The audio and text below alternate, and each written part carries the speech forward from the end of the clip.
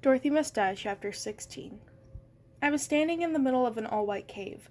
Knox had led me there, then excused himself to change into clothes that he could better torture me in. I waited impatiently. If I was being honest, the decor of this cave was kind of freaking me out, which was saying something considering all the others I'd seen. I stood barefoot on the skin of some giant animal I didn't recognize. Maybe it was some magical Oz beast or something. A track of fire lined the ceiling, illuminating the cave. The stone walls looked more like a stone. Opal, I guessed. That shimmered with layers of other colors depending on the light. White, razor-sharp spikes jutted out around me like some kind of medieval climbing wall. Scattered around the room were strange iron machines that looked like either exercise equipment or torture devices. Training with Knox was going to be fun. I was already wearing the training uniform. It felt more like lingerie than athletic wear, with a silky tank top and pajama bottoms. The top was clingy, and it had some sort of built-in bra thing that made my flat chest look a little less flat. Say what you will about these witches, but they valued style. Giant swings hung on opposite ends of the cave. Of all the places to sit in this cave, they looked innocent enough. I ran my finger along the seat of one and slipped into it. Then I shuffled back with my feet. I realized the air was beginning to fill with smoke coming from the floor. I jumped up quickly. The smoke began to take shape. Familiar figures materialized before me. I backed away, but there was nowhere to go. I was already pressed up against the jagged wall of the cave. They must have followed me here, traveling through shadows the way the Tin Woodman had appeared on the road when he found me, Indigo, and Ollie. I wasn't going to stand back and let them take me away for a trial. I looked around wildly for a weapon and spied a rack with some kind of torture devices in the corner. I could only imagine what Knox had planned for us today. I stretched my arm out, but it was too far to reach. I inched toward it. Dorothy's pink lips pouted at me as she advanced. Her gingham dress, half-formed, was just smoke and a hint of cleavage, but her face was there in all of its terrifying glory, and her laugh echoed in my ears, even though her plasticky mouth didn't move. The Tin Woodman stood a couple of steps behind her. "Knox!" I screamed. Before Dorothy could reach out one of her glinting red nails at me, Knox appeared in the entrance of the cave. Insanely enough, it looked like he was almost smiling. "Help me!" I cried. He walked right through the image of Dorothy, and just like that she disappeared.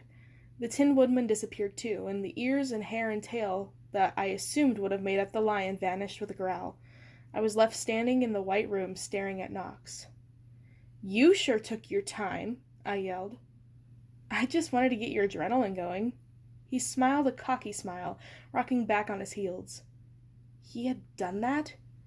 Even as my anger rose up, I noticed, despite myself, how good he looked in his training gear.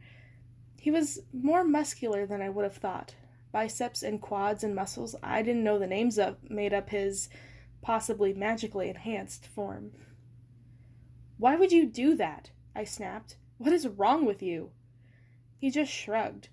It was turning into his signature move. I considered storming out, but my feet stayed rooted to the furry ground. "How did you do that?" What I see in my head I can project out into space, but it can only last a few seconds. I was just meant to give you a scare, see how good your reflexes were. "I saw something like that on the road to the Emerald City. Queen Ozma was giving a speech. Not the same thing, really. That was more of a capture."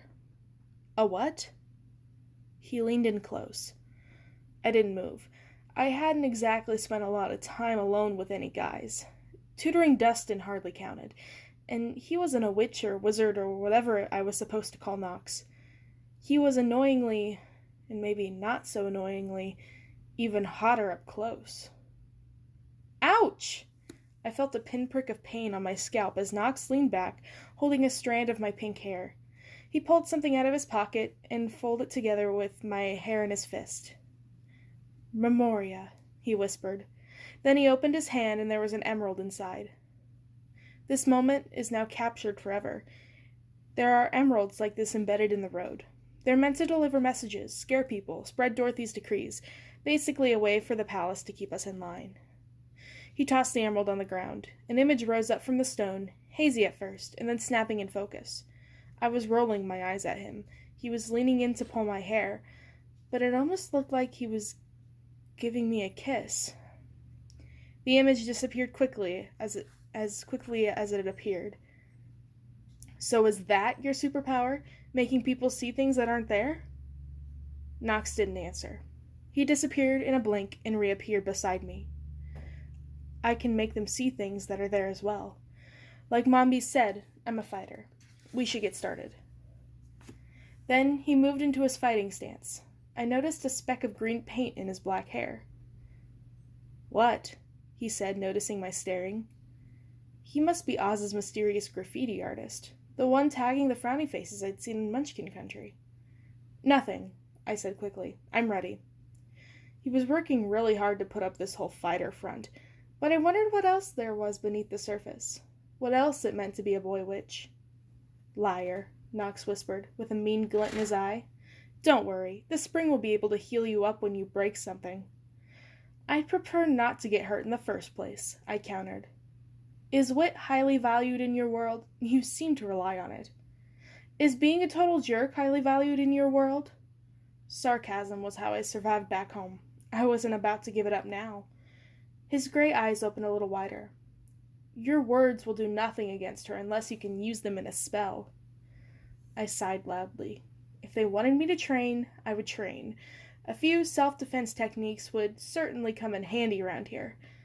For that matter, they'd come in handy if I ever made it back to Dwight D. Eisenhower Senior High and had to face down a leaner, meaner postpartum Madison Pendleton.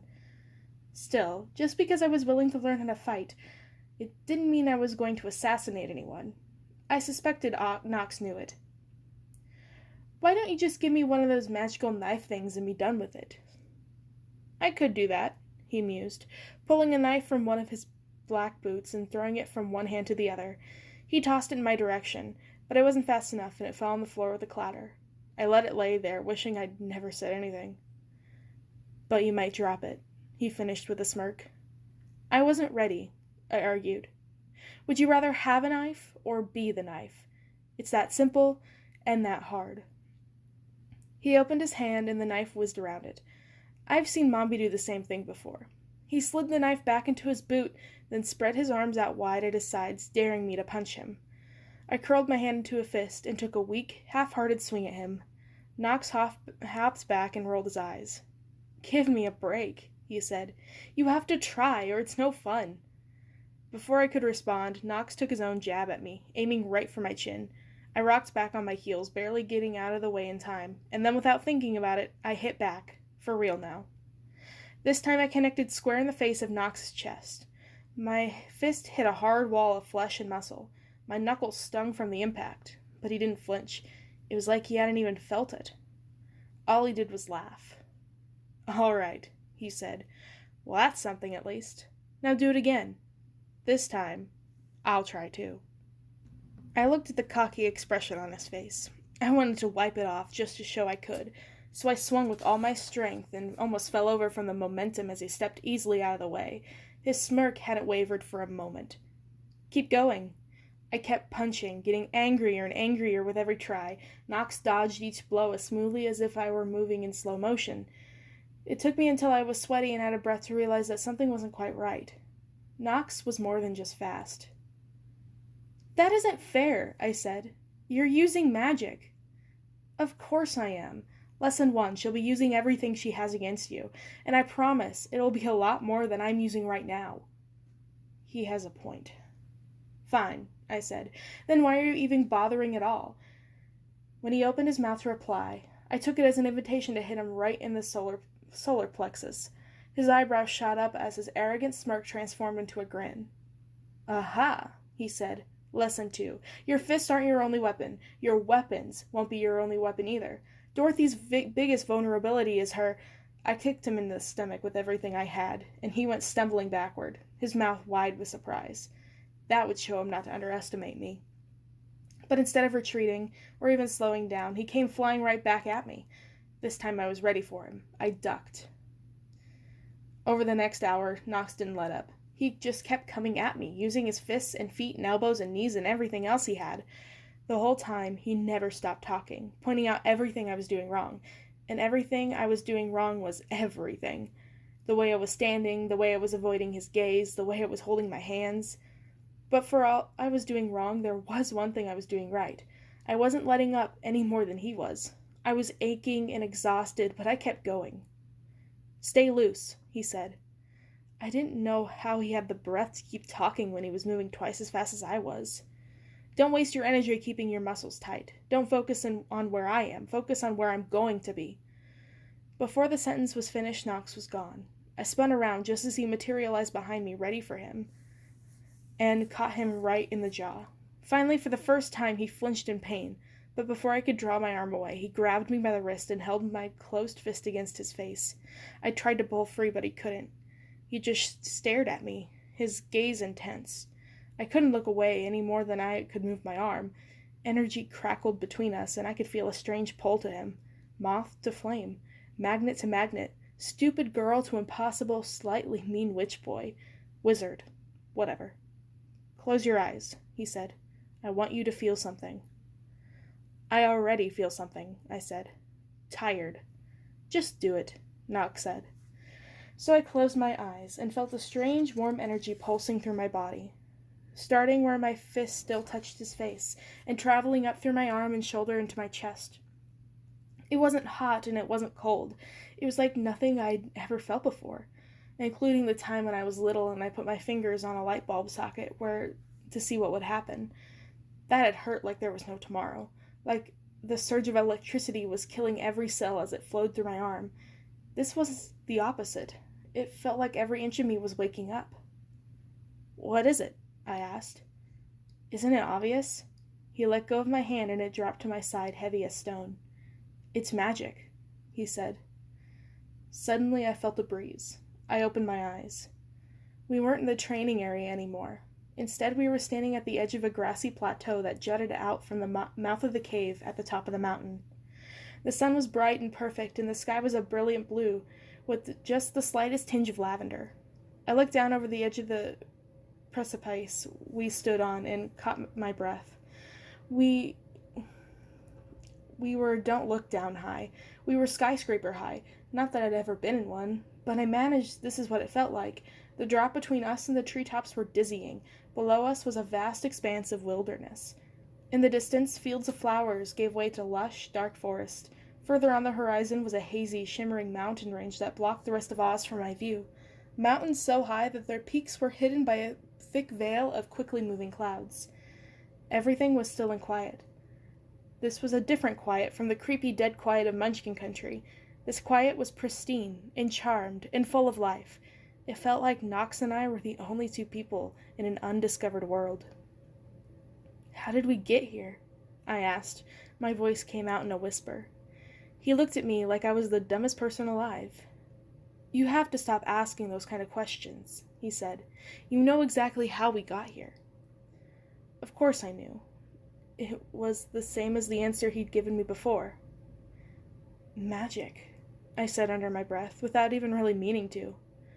"Yep," he said. "I zapped us up here. I can't work the same kinds of teleportation spells that Mombi can, so we didn't go far. The Order's headquarters is all inside these caves." He gestured at the cave opening behind us. I breathed deep, enjoying the first fresh air I'd tasted since I'd been taken to the Emerald Palace, who knows how long ago. I felt it buzzing in my lungs and my whole body tingled. It was the same feeling I'd had back in the caves when I touched Knox's face and closed my eyes. "I think I feel it," I said finally. "The magic." "You can't not. Not up here," he said. "This is Mount Gilkin. It's one of the most magical spots left in all of Oz. Dorothy hasn't quite gotten up to sealing it yet. It's too much trouble. See those mountains a way off? They move. Every night they rebuild themselves. Every day they're different when they were the day before. Can't build roads through them. Can't even draw a map. You'll never know what you're going to get. Some days they might be covered in snow. Other days they could be so hot you'll get sunstroke. Or everything in between. People go up these mountains and they never come back. Sure, you can get past them.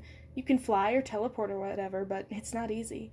They're part of what keeps Gilkin Country more protected than the rest of Oz. Still, it's only a matter of time." "It's incredible." All of Oz used to be like this.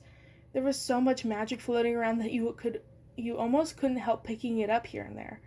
Now most of it's just a few scattered spots like this, places Dorothy can't be bothered with. Maybe she'll never bother, I said. Why does she need more than she already has? Knox snorted. You don't know Dorothy. The more she gets, the more she wants. That's the way it is with you people, he said. You people? What people? People from your world, like Dorothy, the wizard, like you probably. Magic's dangerous for Outlanders. You're not built for it. But you're going to teach me anyway. That's what Mombi said. They think the risk is worth it, Knox said. Not everyone agrees. You don't think I can handle it. Maybe you can and maybe you can't. I don't really know you, but I think what I think doesn't matter. The question is what you think. He shrugged. I shook my head. I needed more. It's your choice, he said. It's not magic that makes you who you are. It's the choices that you make. Look at Dorothy. What about Dorothy? That's exactly what makes Dorothy evil.